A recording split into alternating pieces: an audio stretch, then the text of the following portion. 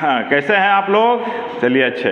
तो हम लोग पिछले लेक्चर में देखे थे 14 क्वेश्चन, नहीं तो ये देखिए मोस्ट सिमिलर एमसीक्यूज है किसके लिए? 2024 एग्जामिनेशन के लिए। इसके साथ साथ आप लोगों का सेंटअप एग्जाम होने जा रहा है, ठीक है, उसकी भी तैयारी आपकी इससे हो जाएगी, ठीक है। तो हम लोग देर नहीं करते हुए पिछले लेक्चर में देखते हैं कितना क्वेश्चन किए थे। देखिए आपका उसमें 10 नंबर छूटा हुआ था। Ox meadows was a forest, farm house, pasture land, valley. तो इसमें आंसर होगा सी, ठीक है। ये 14 तक हो गया था, 15 से हम लोग देखते हैं, ठीक है। ये सब बहुत इंपॉर्टेंट है, जो भी आपको यहाँ सेलेक्ट करके डिस्कस कराया जा रहा है वो सब क्या है, वेरी वेरी इंपॉर्टेंट है, इसलिए इस पर आप लोग विशेष ध्यान देंगे। देखिए नेक्स्ट क्वेश्चन है 15 number. A marriage proposal is written by H E. Bates, Pearl S Buck, Germaine Greer, Anton Chekhov. तो किसका लिखा हुआ है मैरिज प्रपोजल? एंटोन चेकोव, ठीक है। How free is the press? यहां इज है, ध्यान रखना सब। यहां पर क्या है? Is the press. Is written by Germaine Greer, Shiga Naoya, Dorothy L Sayers, H E. Bates. बताओ किसका लिखा हुआ है?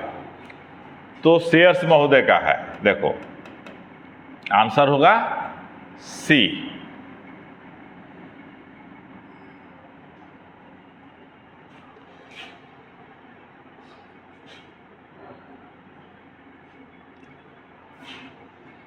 तो अगला देखो 15। A marriage proposal is written by H E. Bates, Pearl S Buck, Germaine Greer, Anton Chekhov.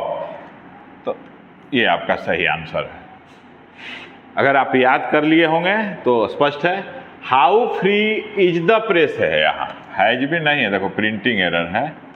Is the press, is written by Germaine Greer, Shiga Naoya, Dorothy L Sayers. तो ये सेयर्स महोदय का है, ठीक है, कोई दिक्कत नहीं इसमें। अगर इसलिए बार बार कह रहे हैं कि आप लोग जो है कि राइटर्स का नाम और आपका प्रोज पीस याद कर लीजिए, और जो राइटर हैं उनके कुछ मुख्य वर्क उसमें दिया हुआ है आपके बुक में शुरू में ही, उससे जो है कि मुख्य वर्क को याद रखिए।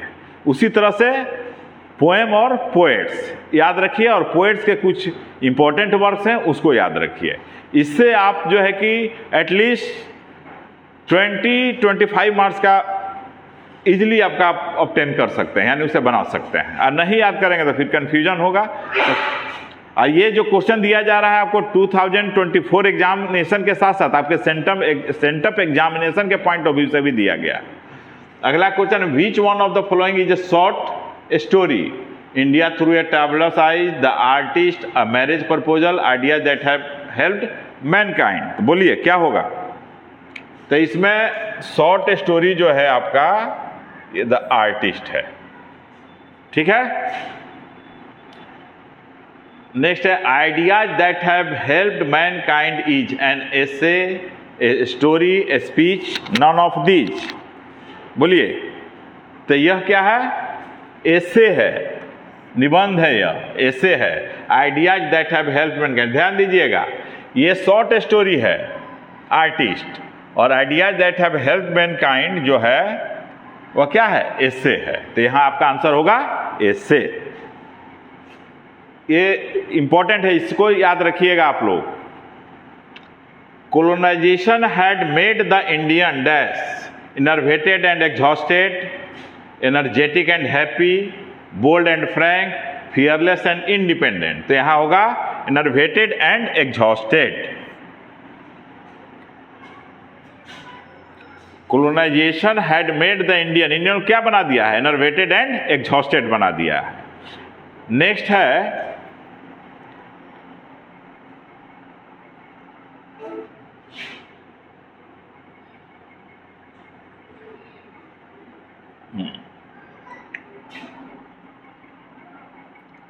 यहां हो गया enervated and exhausted. The writer of ideas that have helped mankind AK Gandhi नहीं है जी, MK गांधी है, Mohandas Karamchand Gandhi. Bertrand Russell, William Blake, none of these. बताओ, याद है? Idea that have help mankind किसका लिखा हुआ है?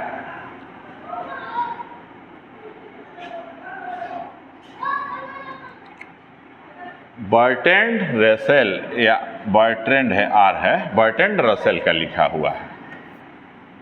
ठीक है। नेक्स्ट है the artist is essay, poetry, short story, drama. तो क्या है आर्टिस्ट? अभी ने ऊपर डिस्कस किए थे, short story. Next, fire was use for cooking, baking, keep away wild animals, none of these. बताओ, कुकिंग खाना बनाने के लिए नहीं, keep away wild animals. Indian civilisation and culture पढ़ोगे तो उसमें तुमको मिलेगा। उसके बाद देखो, Sebi lived in a harbour town, village, metropolitan city, मोट्रो नहीं है, मेट्रो है, और हट। क्या होगा? तो हार्बर टाउन में रहता था, समुद्र के किनारे। ठीक है, उसका मकान था कहाँ? समुद्र के किनारे। नेक्स्ट है the artist is, bar bar repeat हुआ है, देखो ऊपर में भी आया है। तो क्या होगा? शॉर्ट स्टोरी होगा ना जी। यानी कि देखो बार बार आ रहा है, यानी कि इंपॉर्टेंट है, ध्यान रखना। टाइपिस्ट के कारण एक दो बार रिपीट हो गया है।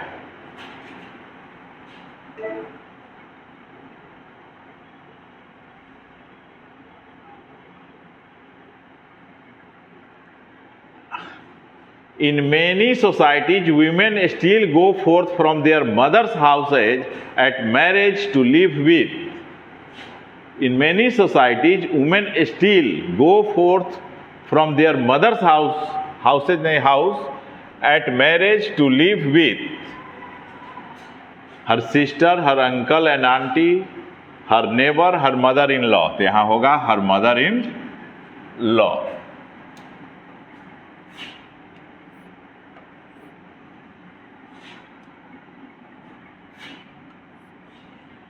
नेक्स्ट क्वेश्चन है the artist has been written by, फिर बार बार छब बोलो, क्या होगा? Shiga Naoya. Sebi laughed all the way house because playing cricket, morning walk, realising his mistake, riding motor bike. Sebi laughed all the way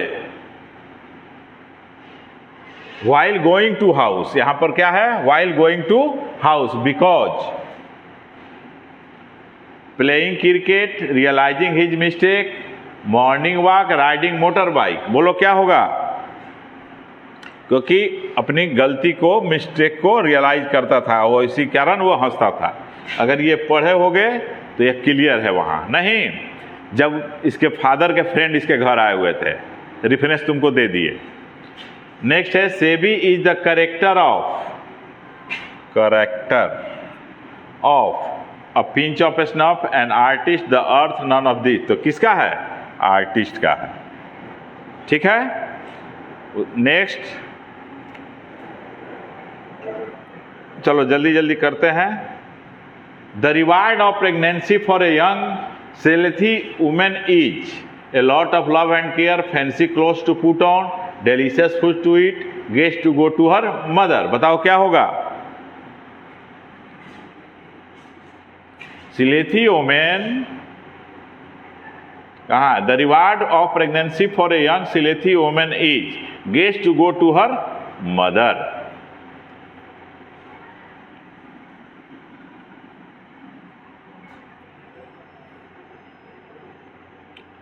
SEBI was fond of. Next question है, Sebi क्या चीज का शौकीन था जी? बताओ तो। बहुत इंपॉर्टेंट है, बहुत बार पूछा भी गया है और पूछा भी जाएगा। गोड़, जिसको कद्दू हम लोग कहते हैं, अपने यहाँ नहीं। चलो नेक्स्ट है कि सेबी वाज 12 ईयर्स। क्या है? Indian boy, American boy, Japanese boys. Sebi's age was, क्या इतना एज था? याद है? 10, 15, 12 था, 12 वर्ष का लड़का था। Sebi was 12 years. अब बताओ इंडियन था कि क्या था?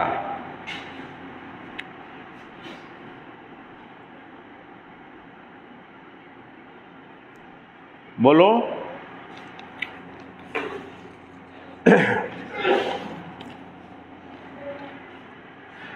Indian boy, American boy, Japanese boy, none of these. Japan का था। नहीं याद है? तो याद है तो चलो ठीक है, Japanese boy.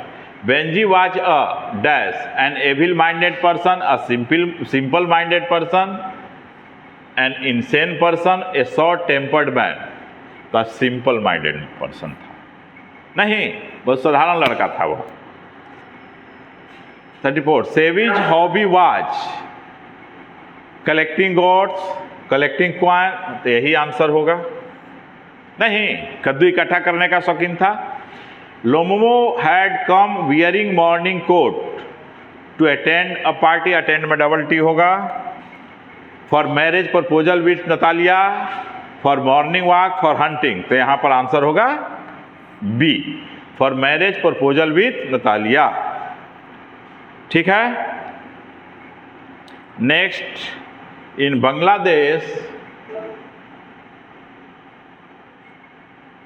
Bangladesh Rupkotha is a toy sweets fairy tale. तो क्या है? यह फेरी टेल है, परियों की कहानी है वह। How free is the press is an essay, a story, a drama, none of these. बोलो। तो स्पष्ट है कि यह क्या है? एसे है। अ marriage proposal is a dash act play. बताओ कितने एक्ट का प्ले था यह? 1 एक्ट प्ले था। कहाँ? 1 ऑप्शन में है ना? हाँ, डी। तो आंसर हो जाएगा D. Johnson is the character of the story. बताओ जॉनसन किसका था character? A pinch of snow of the earth, artist, none of these. बताओ। जॉनसन द अर्थ में था। नहीं, अर्थ चैप्टर पढ़े हो ना? ठीक है। For many years Benji's father had been a local preacher, a school teacher, a lawyer, a village doctor. बताओ क्या था? अ लोकल प्रीचर, उपदेशक था। बेंजी के फादर क्या थे? उपदेशक थे। वी डैश, देखो फिर ग्रामर आ गया। Gate up early. तो क्या होगा बताओ? शुड और मस्ट, ये दो है, एक आउट टू भी है, तो इसलिए यहां पर मस्ट का प्रयोग होगा। We must get up early, हम लोगों को अवश्य जगनी चाहिए। अब अगर शुड करोगे तो फिर आउट टू क्या होगा? शुड और आउट टू क्या? ड्यूटी और मोरल ड्यूटी को बतलाता है। इसलिए तीनों ऑप्शन में बेहतर क्या होगा? मस्ट होगा। I dash try to do better next time. तो नेक्स्ट टाइम क्या बतला रहा है? Future time. तो यहां पर क्या हो जाएगा? I will try to do better next time. तो अभी हम लोग 42 क्वेश्चन ही रहने देते हैं, ठीक है, और आगे का क्वेश्चन आगे के लेक्चर में हम लोग डिस्कस करेंगे। इसलिए रैंकर्स ऐप को आप लोग डाउनलोड कर लीजिए अपने मोबाइल में, जिससे कि आपको इसका PDF मिल जाएगा और उसका सॉल्यूशन भी मिल जाएगा। ठीक है। इसके साथ साथ रैंकर्स कॉमर्स और विज्योति एजुकेशनल अड्डा 2 YouTube चैनल हैं, उसको भी सब्सक्राइब कीजिए, शेयर कीजिए और लाइक कीजिए।